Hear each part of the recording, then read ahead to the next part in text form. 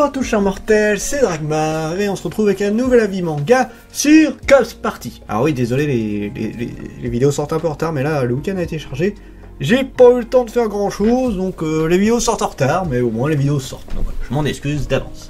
Alors c'est un shonen suspense fantastique scénarisé par Kenun Makoto et dessiné par Shinomiya Toshimi. Alors en plus Cops Party c'est une histoire un petit peu particulière puisque à la base c'est un jeu vidéo.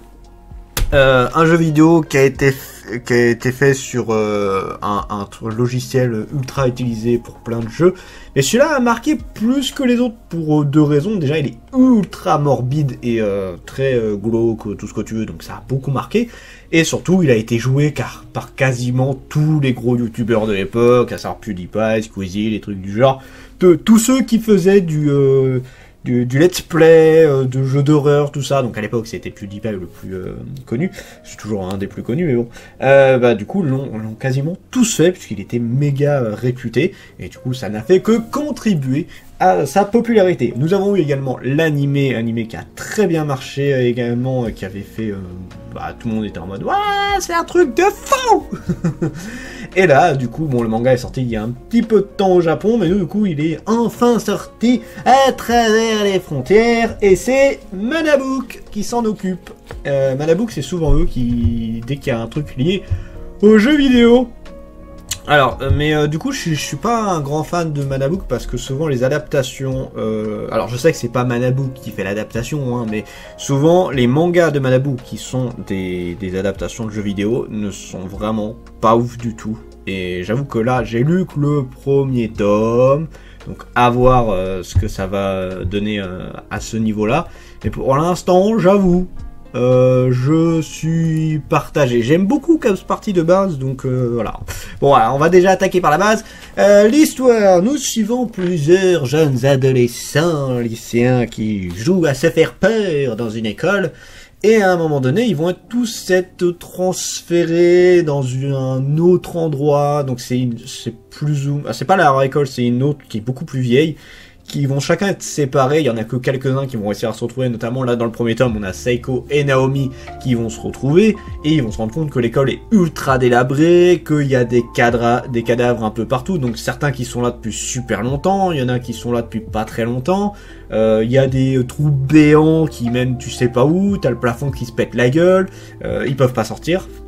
Donc voilà, ils sont piégés dans une sorte d'école qui a habité beaucoup d'élèves qui sont venus essayer de survivre là-dedans, et du coup, visiblement, c'est les nouveaux petits pensionnaires, et du coup, ils vont devoir essayer de survivre à tout ça. Voilà, ça c'est le résumé ultra rapide. Alors il y a plusieurs personnes, hein, bien évidemment, mais là on reste principalement sur Seiko et Naomi pour le premier tome. Alors, mon avis sur le manga. C'est un peu compliqué à dire parce que c'est très vieux. Cops Party, c'est pas quelque chose qui est tout jeune, donc je me dis merde, qu'est-ce que ça va donner à ce niveau-là. Les dessins, tout ça, sont relativement classiques, mais avec un côté assez vieux. C'est vraiment le typique vieux manga qu'on peut avoir. Là, j'ai pas d'exemple en tête, en plus la fatigue est violente, ma chérie m'oblige à filmer alors je suis défoncé. Non mais voilà, c'est vraiment assez ancien, et du coup ça se voit sur le style. Mais ouais, du coup, en fait, que le style des personnages soit assez vieux, ça c'est pas un problème, mais le point fort de Cops Party, c'était pas vraiment les personnages, tout ça, parce que les personnages sont assez lambda, c'est plus toute l'ambiance morbide et horrifique du lieu. Et là, je trouve que alors on est qu'au premier tome. On est qu'au premier tome, j'ai pas encore tout vu, pour l'instant on est un peu en mode découverte, tout ça, mais je trouve qu'on n'a pas encore ce côté malaisant, tout ça. En fait, c'est un mix de des fois ça va, c'est assez malaisant, et des fois, il y a rien d'exceptionnel. En fait, je trouve que le manga est super clair. Des fois, t'as des gros murs blancs, genre c'est assez lumineux, et ça gâche un petit peu, je trouve, le côté horrifique. Alors, ça va un peu mieux au fur et à mesure, on va un petit peu plus sur le sombre plus on avance. Mais ouais, on n'a pas encore ce côté terrible. Alors oui, il y a des cadavres, tout ça, il y a des fantômes, donc oui, ça fait peur, tout ça. Mais Cops Party, c'était plus que ça. C'était vraiment l'ambiance qui était lourde, qui tu savais surveiller H24 et tu sais pas sur quoi t'allais tomber à chaque pièce. Et ça, c'était un truc qui était exceptionnel dans ce jeu-là. Et là, pour l'instant, j'avoue que le manga a beaucoup de mal à le retranscrire. Encore une fois, ça ne reste que le premier tome. Le deuxième tome est sorti en avril, mais j'ai pas eu le temps de le prendre encore. Il faudra que je l'achète à l'occasion pour donner un avis un peu plus complet. Mais là, c'est vrai que, je sais pas, je suis moyennement dedans. Je me dis, ah, j'espère qu'ils vont pas rater Corpse Party. Sachant que c'est quand même en 10 tomes, ce qui est pas mal, parce que je me serais dit que ce serait en 4 ou 5 tomes, c'était pas possible de rendre ça correct. Là, 10 tomes, ouais, il y a moyen quand même d'assez développer. Donc voilà, j'ai pas énormément de choses à dire, donc on va passer très vite. Là, il faudrait limite qu'il y ait plus de tomes. Là, d'habitude, je dis 2 tomes, mais il faudrait limite voir 3 tomes pour se faire vraiment une idée dessus. J'en reparlerai, je pense, à l'occasion. Le potentiel du manga, l'histoire, bon, c'est assez classique, hein, c'est de l'horrifique des adolescents transférés dans une ancienne école remplie de cadavres. Bon, ça, en vrai, c'était assez original, enfin, assez original. C'est pas quelque chose de novateur, mais c'est vrai que le concept avait vraiment super bien marché. Et là, maintenant, plein de gens diraient, ah, c'est super classique tout ça, mais il faut se remettre dans le contexte de Corpse Party à l'époque. Et c'était quelque chose qu'on n'avait pas forcément l'habitude, mais c'était vraiment très cool. Les personnages, j'ai pas grand chose à dire, c'est assez basique pour l'instant, puisque là on a que Seiko et Naomi, et il n'y a pas... Alors oui, les personnages sont quand même marquants dans Corpse Party, mais c'est plus l'ambiance, tout ça qui m'avait vraiment fait adorer cet univers-là. Là pour le coup, bah Seiko et Naomi, c'est vraiment pour l'instant les personnages en mode, bon bah...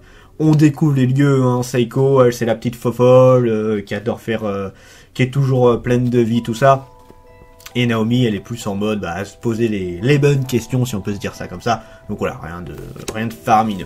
Les dessins, bah, comme c'est un peu, c'est style horrifique, là, le truc qui compte le plus, c'est bien évidemment le côté horreur. Et pour l'instant, voilà, on est encore qu'au début, donc je vais être moyennement tatillon dessus. Pour l'instant, on est entre des fois, c'est très très bien travaillé, on a des bels effets sur les fantômes, l'ambiance est plutôt bien fait et tout. Et aussi d'autres moments où c'est ultra lambda et classique, donc bon, c'est en tant que tel, les dessins des personnages ne me choquent pas plus que ça et ne me gênent pas spécialement, mais c'est vrai que je suis en mode, ah, mettez plus l'accent sur l'ambiance. Ce serait bien que franchement l'ambiance soit plus détaillée, donc ça on verra pour les prochaines fois. Jusqu'où le manga peut aller, bah j'espère que ça va aller bien, parce qu'il y a quand même 10 tomes, donc il y a de quoi développer, il y a de quoi te montrer tout ce que le manga est capable de faire. Donc voilà, pour ceux qui ont connu cet univers via le jeu vidéo ou via l'animé, je pense que ça pourra intéresser. Moi je l'ai connu, donc du coup je me suis jeté dessus. Pour ceux qui connaissent pas, bah peut-être attendre un peu, voir ce que ça vaut réellement. On verra bien. Là actuellement, bon, c'est sympa, mais voilà, ça s'arrête là. Sur ce, c'était Dragmar, et je vous dis à la prochaine, chers mortels.